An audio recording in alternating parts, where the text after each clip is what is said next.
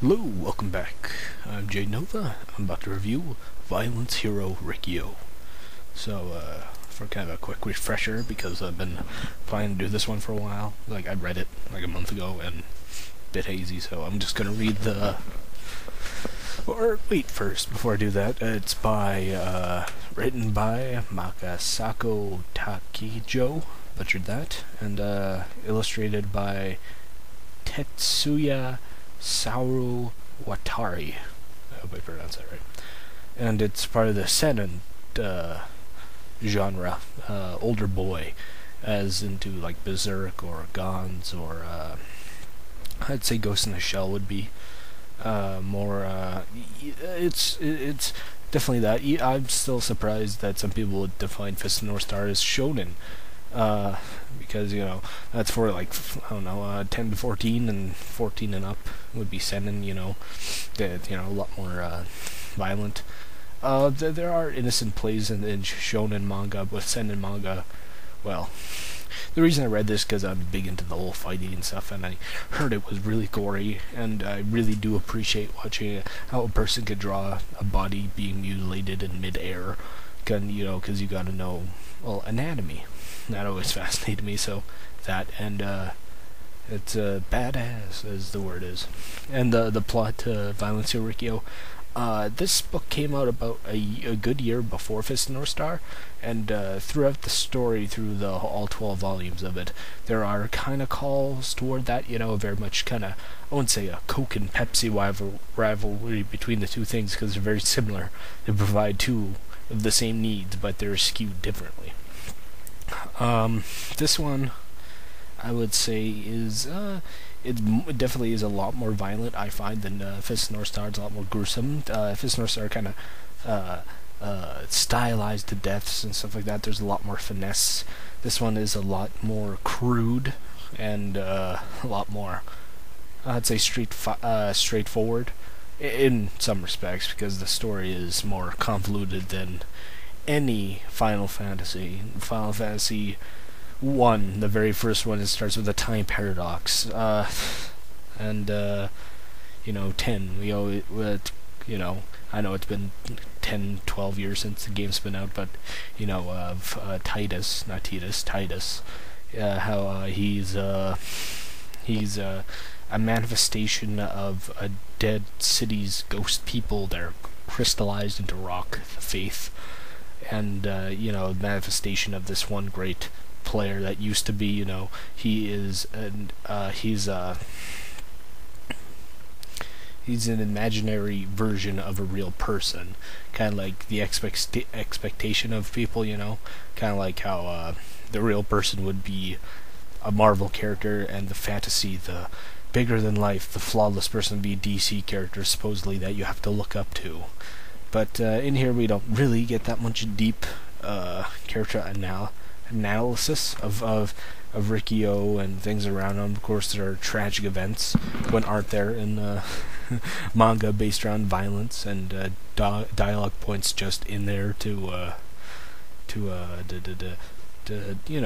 string it all together, to kind of make a story mode out of it, the reason why they are fighting.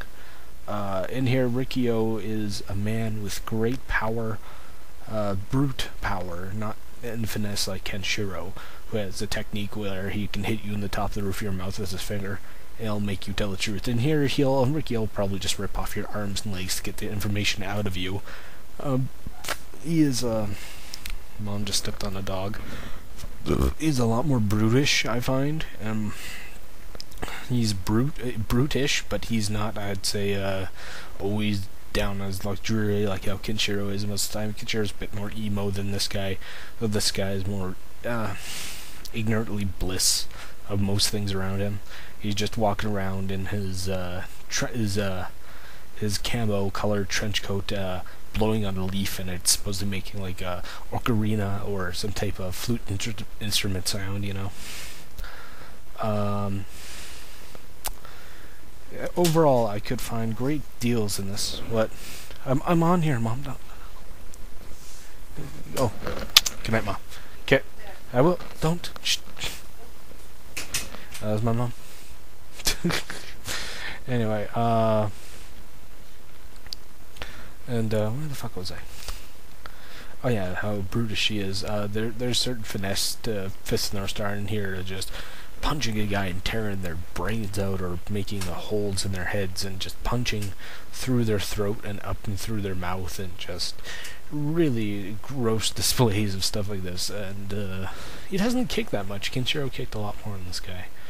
Well, the tale as it is, I'll finally get to it, hopefully, is that the story, the plot, is in a dystopian future where global warming has devastated most of the Earth, and the world is suffering from economic depression, which led to increased crime.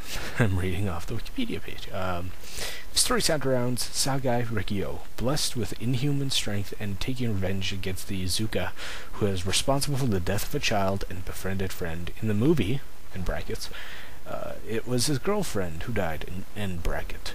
Ends up in a maximum security prison, which I find really comes off as an exploitation film, that, or like SS Woman's Prison, you know, a lot of very risque foreign European ideals come into a prison, you know, of a foreign country, you know, that type of ideals you'll see in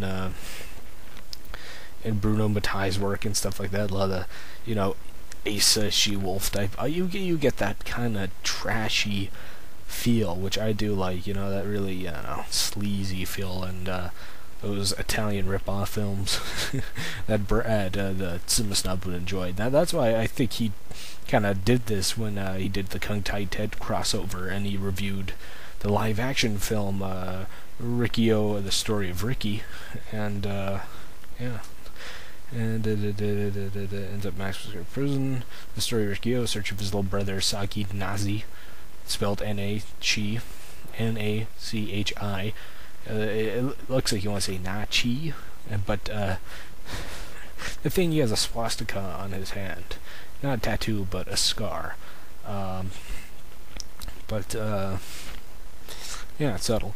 And the symbol on his hand, it possesses superhuman strength, and he has also superhuman, like, kind of phoenix powers, if you will. Kind of.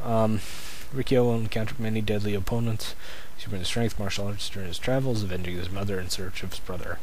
And then we get into Nazi territory, that we find out Riki-Oh's mother is the daughter of Hitler, and how his father is clone Jesus from the future past, and, it gets very, very convoluted. It just, you know, I was talking to this about Duke Loops 1993, and we were kidding and stuff like this, and I sent him to the site where the scans were, and we're flipping through it, kind of riff reading, if you will, and just like how gruesome some of these things happen, like a guy getting his face cut in with like a sharpener device made for wood, you know, that's supposed to sand off wood. He got half his face cut off by that. And thing where Riki-Oh trips the guy who did that to the innocent guy who got his face ripped off.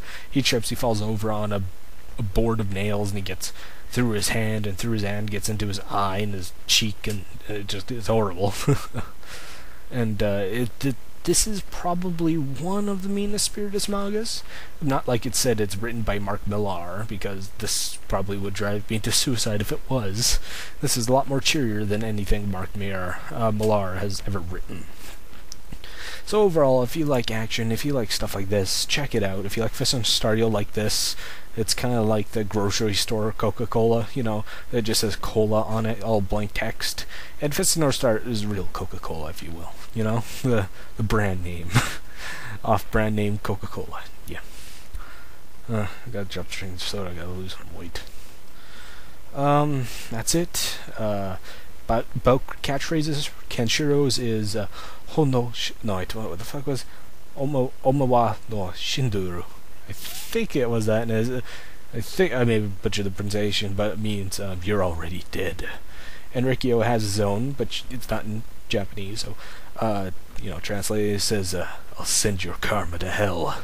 And after that, he charges forward with his fist locked in, his fist about to come on your face, and he says, pass on to the next life, and just boom, there's blood and guts and fucking cum everywhere.